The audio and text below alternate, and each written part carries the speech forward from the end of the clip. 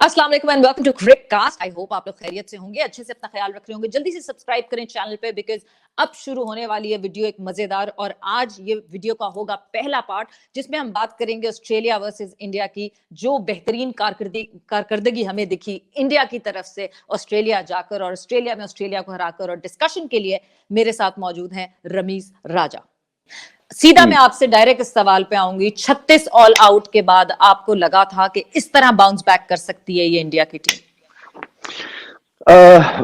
नहीं, मुझे बड़ा मुश्किल लग रहा था कि मुझे यही लग रहा था ये सर्वाइवल मोड में चले गए।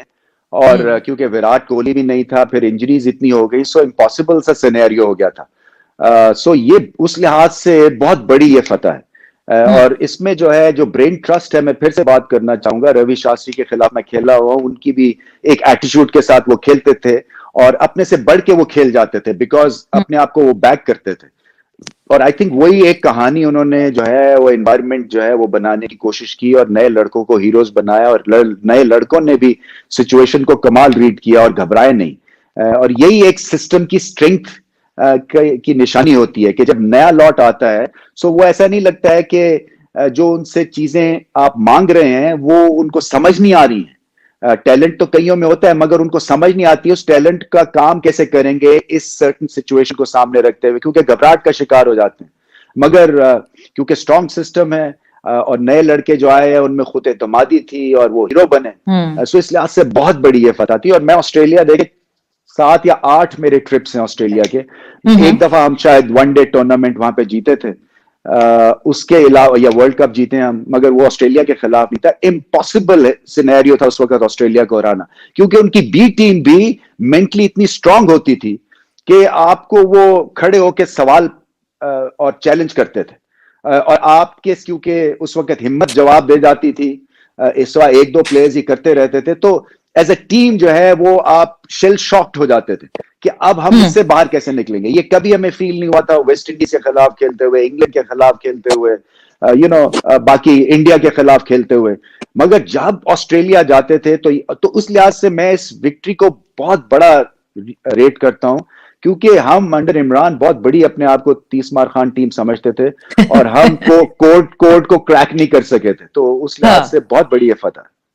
So, आपको ये लगता है ये जो डिबेट शुरू हो गई इस जीत के बाद कि अब टैलेंट डेवलप करना है तो इंडिया की तरह करना है? बिकॉज जिस तरह था ना, हर टेस्ट मैच में लड़के छटते चले गए, एक इंजरी दूसरी इंजरी, मतलब जो आखिरी जो चौथा टेस्ट आया, गाबा टेस्ट जो था, उसमें ऐसा लग रहा था कि रवि शास्त्री जाके सिर्फ ड्रेसिंग रूम में कहेंगे भाई जो फिट है वो अपने वाइट्स पहने और आ जाए। सही बात है, सही बात है। ये देखे ना, ये तो इसी तरह से आपको देखना है। आप जैसे मैंने कहा ना, आपने पहले भी बात की कि बाबर आजम डिपेंडेंट नहीं रह सकते हैं। आपको 10-11 बाबर आजम प्रोड्यूस करने हैं, प्रोड्यूस नहीं करने तो ऐसे प्लेयर्स सामने लेके आने जो अपने आप को उस लेवल के समझते हैं और जिनमें खुद एतमादी है, जो समझते हैं कि हाँ मैं सिर्फ क्रिकेट खेलना चाहता हूं, मुझे और चीजों की जरूरत नहीं है। बाकी चीजें एड ऑन्स हैं जो बाद में आती हैं जिंदगी में, जिसमें पैसा है, जिसमें ऑटोग्राफ साइन करने हैं या फैन फॉलोइंग है, वो आपकी हर चीज आपकी परफॉर्मेंस से रिलेटेड होती है। सो पहले तो शौक होना चाहिए कि मैंने सुपरस्टार बनना है और शौक होना चाहिए मैंने टेस्ट क्रिकेट खेलनी है। क्योंकि ये जो बात हम कर रहे हैं अभी भारत की विक्ट्री की अगेंस्ट ऑस्ट्रेलिया, ये टेस्ट क्रिकेट में जीते हैं तभी इतना वावेला मचा हुआ है दुनिया में। ये अगर आप व्हाइट बॉल में खेलते तो किसी को कोई परवाह भी नहीं होनी थी। बल्कि अगर आप इस वक्त मुझसे पूछें कि व्हाइट बॉल का क्या स्कोर था ऑस्ट्रेलिया भारत का, मुझे तो स्कोर कार्ड भी याद नहीं होगा। इतनी इनकॉन्सिक्वेंशियल सी वो वनडे क्रिकेट लगती है टेस्ट क्रिकेट के सामने। मगर हमारे इस सिस्टम में जो है वो बहुत सारे प्लेयर्स जो है आप सिर्फ व्हाइट बॉल क्रिकेट खेलना चाहते हैं। इसका मतलब ये है कि वो अपना नाम नहीं बनाना चाहते हैं। मैं तो इसको ऐसे इंटरप्रेट करूंगा, क्योंकि नाम बनाने के लिए टेस्ट क्रिकेट खेलनी बड़ी इंपॉर्टेंट है। और इस सीरीज से आपको लगता है ये डिबेट खत्म हो जानी चाहिए कि नहीं जी 5 दिन का टेस्ट नहीं होना चाहिए, 4 दिन का? बिकॉज 5वें दिन दोनों टेस्ट के बेहतरीन थे। बिल्कुल बिल्कुल नहीं, वो ड्रामा जो है ना वो होगा क्या अगर आप 4 दिन का कराएंगे ना टेस्ट मैच, तो एक जो हल्की टीम है ना वो हमेशा बच जाएगी। एग्जैक्टली क्योंकि कुछ ओवर रेट आपका हो गई, बैड लाइट हो गई, तो वो 4 दिन का 3.5 का टेस्ट मैच रह जाएगा। सो वो खाना पूरी ऐसी करनी नहीं है। आपको टेस्ट क्रिकेट को जो है वो अहमियत देनी है और अभी बिल्कुल ठीक चल रही है 5 डे फॉर्म। सो राहुल द्रविड़ के बारे में क्या कहेंगे? बिकॉज यंग टैलेंट दिखा, हर यंग टैलेंट ने राहुल द्रविड़ की बात की। जिस तरह यंग टैलेंट डेवलपमेंट हो रही है, TRDW भी बनी हुई है, उसके हवाले से क्या कहेंगे? हमें क्या ऑस्ट्रेलिया से सीखना चाहिए या हम इंडिया से भी सीख सकते हैं? नहीं, किसी भी सक्सेसफुल सिस्टम से आप बहुत कुछ सीख सकते हैं। मुझे याद है कि इंडियन मैनेजमेंट यहाँ लाहौर आई थी हमारी cricket academy, national cricket academy को देखने के लिए। दे वर सो इम्प्रेस्ड कि अंडर वन रूफ हमने इतनी सारी चीजें कैसे प्रोड्यूस कर दी, और हमारा देखा कि हम हर सीजन क्या कोशिश करने की कोशिश कर रहे हैं। सो ऐसा भी हुआ है। और मैं उस वक्त आईसीसी में था, पाक का रिप्रेजेंटेटिव, जहां पे बहुत तारीफें हुई थी हमारी नेशनल क्रिकेट एकेडमी की, और कहा जाता कि वो मुल्क जिन्होंने नहीं देखी है, please go and have a look at what they produced. So अपने आप को मत समझें कि आप किसी से कमतर हैं। आपको लोग अच्छे चाहिए, आपको जुनूनी लोग चाहिए, आपको पैशन चाहिए नए प्लेयर्स को प्रोड्यूस करने का, और क्रिकेट का शौक होना चाहिए, जहां पे वो आप एनवायरनमेंट दे सके यंग बच्चे को, उसके साथ एंगेज हो सके like his parent for example. मैं तो ये समझता हूं जैसे ही कोई भी आपके फर्स्ट क्लास सिस्टम में नया लड़का आता है या जिसमें आप टैलेंट देखते हैं, उसके साथ आप एंगेजमेंट 100% शुरू कर दें। वो उसको कैसे खाना चाहिए, उसके शौक क्या हैं, वो क्या जिंदगी में करना चाहता है, उसकी प्रॉब्लम्स क्या हैं, उसको जानने की कोशिश करें। सो ये एक ह्यूमन साइकोलॉजी है, आप वहां से शुरू करें, और उसको जानिए कि वो खौफजदा कब होता है, वो दिलेर कब होता है, वो हमें कैसी बेस्ट क्रिकेट अपनी प्रोड्यूस करके दे सकता है जब ये चार चीजें ठीक होंगी। अब मैनेजमेंट जो है ना, वो बड़ी इंपॉर्टेंट हो गई है इस लिहाज से कि क्योंकि ये जो लड़के हैं ये एक्सपोज हो चुके हैं टू गुड ओवरसीज मैनेजमेंट, ये T20 लीग्स में। सो उसमें जो है इनको किस तरह से हैंडल किया जाता है, सडनली वहां से उठ के अगर यहां आते हैं और उनको गाली गलोच हो रही होती है, और तू की शॉट खेल देती और तू फिर इस तरह आउट हो गए, सो वो जो है ना एकदम से मायूसी का शिकार हो जाएगा, क्योंकि वो अब एक्सपोज हो चुका हुआ है to good coaching environment, to good cricket environment. तो हमें वो अब एनवायरनमेंट जो है ना अपनी हर टीम के साथ क्रिएट करनी है फर्स्ट क्लास में, और खास तौर पे यहाँ नेशनल क्रिकेट एकेडमी में। बिल्कुल, और मेंटल स्ट्रेंथ बढ़ानी है, बिकॉज जिस तरह वो हमने गाबा में देखा या हमने सिडनी में देखा, जिस तरह फील्ड पे बैंटर था, जिस तरह स्पेक्टेटर्स की तरफ से बैंटर था, जिस तरह मीडिया पीछे पड़ा था, उसके बावजूद अगर वो टीम वॉक डाउन नहीं की तो यानी वो मेंटली कितनी स्ट्रांग थी। हाँ बिल्कुल, और फैंस ने भी देखे ना ऊटपटांग बातें कसी, फिर भी खड़े रहे वो।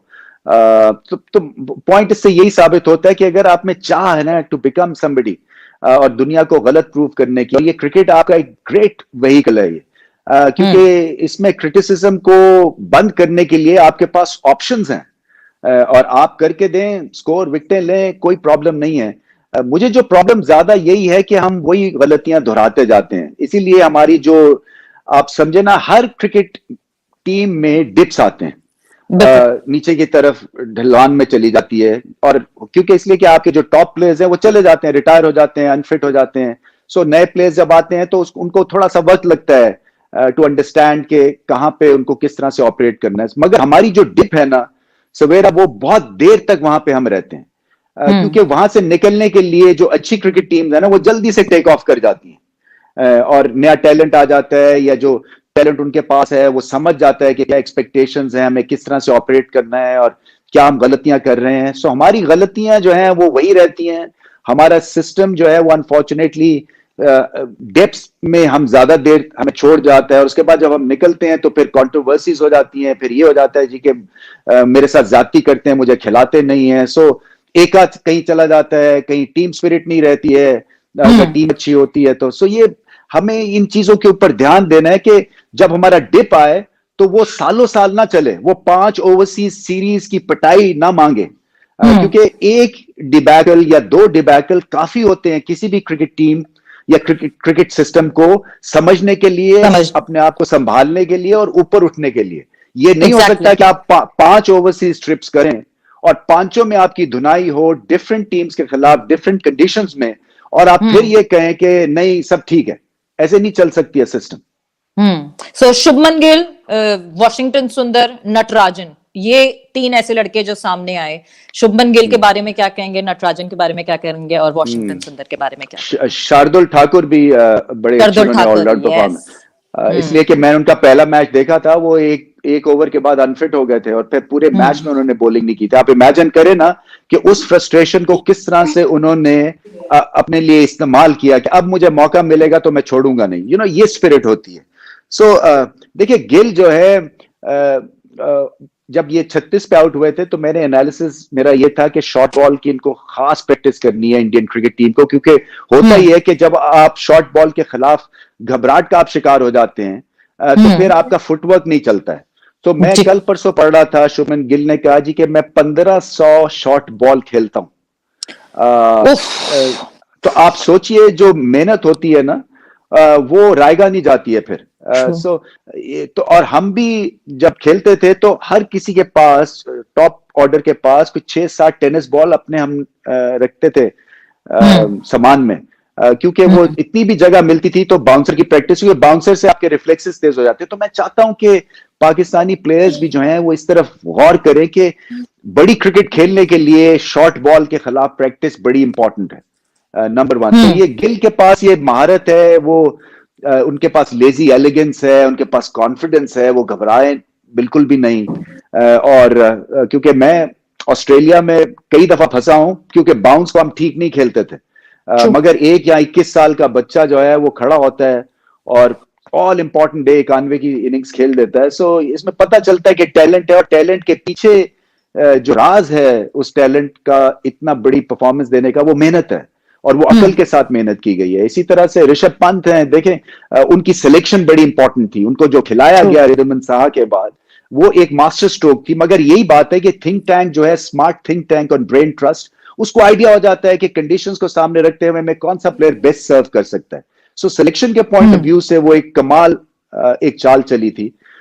इसी तरह से फिर नटराजन है, बेसिक 130 की स्पीड पे बॉल करते हैं मगर आपको खिलाते हैं, और फिर ये कि टेम्परमेंट स्ट्रांग है, लेफ्ट आर्म का एंगल है उनके पास। तो और ये सेकंड स्ट्रिंग है, देखें अब तो इनका कैनवस इतना बढ़ गया है कि मुझे नहीं समझ अब लगेगी कि अब ये अगर इनके रेगुलर्स को भी ये ड्रॉप कर देते हैं सो कोई बुरा नहीं मानेगा, क्योंकि सही हीरोज और मैच विनर्स तो यही हैं जो आखिरी टेस्ट मैच में जिन्होंने भारत को जिताया। सो यहाँ वाइंड अप होता है हमारा part 1 of this 2 video series, जहां पे इंडिया ऑस्ट्रेलिया की हमने की डिस्कशन। मगर अब पार्ट 2 में हम डिस्कस करेंगे कि इंग्लैंड पहुंच गई है इंडिया और किस तरह की परफॉर्मेंस होगी, किस तरह की ये सीरीज जाएगी, वो हमारी डिस्कशन पार्ट 2 में होगी। सो देखते रहिए क्रिककास्ट, अपना ख्याल रखिए, टेक केयर, बाय बाय, अल्लाह हाफिज।